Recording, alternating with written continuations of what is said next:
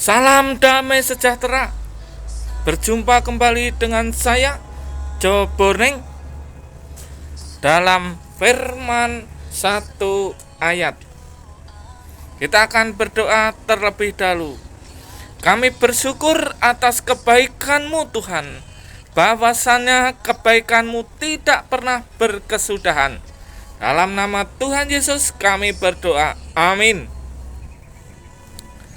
Firman Tuhan satu ayat saya ambilkan dari Ayub pasal 2. Ayub pasal 2 ayat 10. Akan saya baca Ayub pasal 2 ayat 10. Tetapi jawab Ayub kepadanya, engkau berbicara seperti perempuan gila. Apakah kita mau menerima yang baik dari Allah, tetapi tidak mau menerima yang buruk?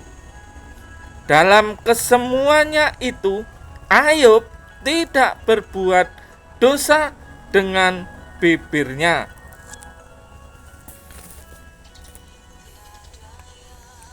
Yang berbahagia kita yang menerima firman Tuhan, menghayati dalam hidup, dan melakukan dalam kehidupan sehari-hari.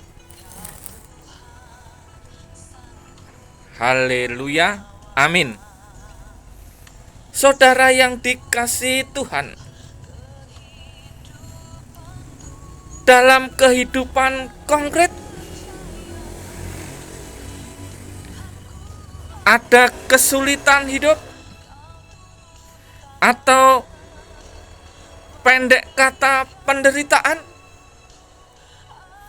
ada kejahatan, sakit, bahkan ada tubuh yang berkebutuhan khusus yang membuat bergerak sulit dan lain sebagainya, sehingga memerlukan alat bantu, atau pendek kata penderitaan dalam kehidupan kita. Saudara yang dikasihi Tuhan, sejak dunia jatuh dalam dosa, berdampak dalam kehidupan ciptaannya, juga berdampak pada manusia, yaitu dengan adanya penderitaan dan kesulitan-kesulitan di dalam hidup. Terutama dalam perkembangan sekarang, keseimbangan alam terganggu, dan itu banyak sekali yang membuat hal-hal berkaitan dengan dampak kepada kehidupan manusia, adanya virus-virus baru, adanya bencana, adanya ini itu yang mengakibatkan kesulitan bagi manusia. Nah, Ayub mengalami penderitaan hidup karena sakit penyakit. Ayub mengalami penderitaan hidup. Teman-temannya, sahabat-sahabatnya, keluarganya, anaknya, istrinya menghibur, mengingatkan, atau mungkin sampai kepada suruh meninggalkan Allahnya Ayub dan lain sebagainya. Tentu hal ini juga menjadi pertimbangan tersendiri bagi Ayub. Dari firman Tuhan satu ayat tentang Ayub ini, kita bisa belajar tentang hal yang berkaitan dengan kesulitan atau penderitaan atau sakit penyakit yang kita alami dalam kehidupan sehari-hari. Ayub diingatkan oleh istrinya, dan jawabannya sangat indah. Apakah kita mau menerima yang baik dari Allah, tetapi tidak mau menerima yang buruk. Mungkin saya bahasakan, apakah kita hanya mau menerima yang baik saja dari Allah?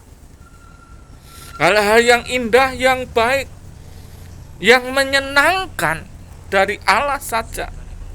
Yang tidak baik, yang mengakibatkan hidup kita tidak menyenangkan, atau kesulitan kita tolak.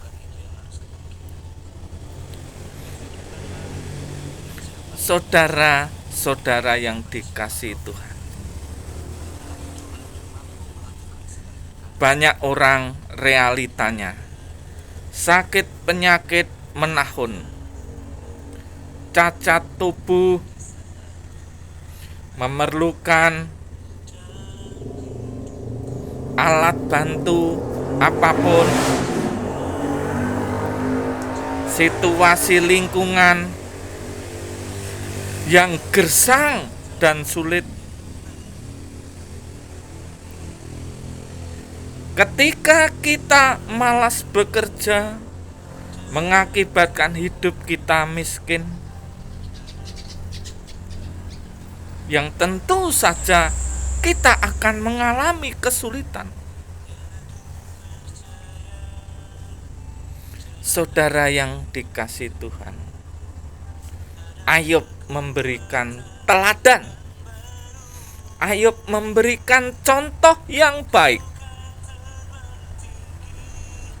Kalau saya bahasakan, apakah kalau saya bahasakan terhadap orang yang menasihati Ayub yang cenderung tidak berkenan di Ayub karena tidak pas nasihatnya, Ayub menjawab, kira-kira saya bahasakan, apakah kita hanya mau menerima yang baik saja dari Allah dalam kehidupan ini?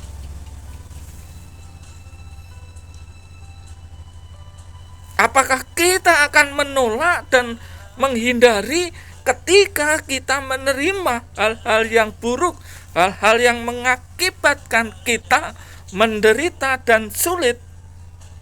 Kita tolak.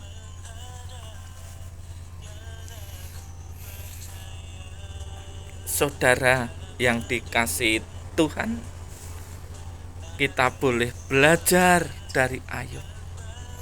Apa yang dialami oleh Ayub diterima dengan sukacita, mungkin diterima dengan tidak mengeluh. Apa yang terjadi dengan Ayub? Ayub menerima kesemuanya itu dengan sukacita. Tadi kita boleh belajar dari Ayub, menerima yang baik, menerima juga yang buruk. Sebagai kesimpulan, sebenarnya kalau kita mengalami bersama-sama atau mengalami penderitaan, Bapak, Ibu, saudara-saudara, disitulah kesempatan hidup kita untuk saling tolong menolong, saling memperhatikan. Nah, kesimpulan ini, ketika kita bersama-sama mengalami penderitaan, kesulitan, ataupun aniaya, disitulah kita dituntut untuk saling menolong, tolong menolong, saling memperhatikan, saling membantu. Mungkin itu yang juga pesan yang ingin disampaikan melalui firman ini.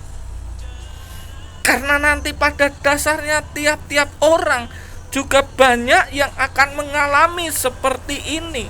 Maka itulah kesempatan kita untuk saling tolong menolong, saling memperhatikan satu sama lainnya, dan itulah mempraktekkan kasih di dalam kehidupan konkret hidup dalam kasih dan saling mengasihi.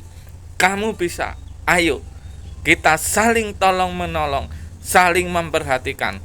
Tuhan memberkati. Amin.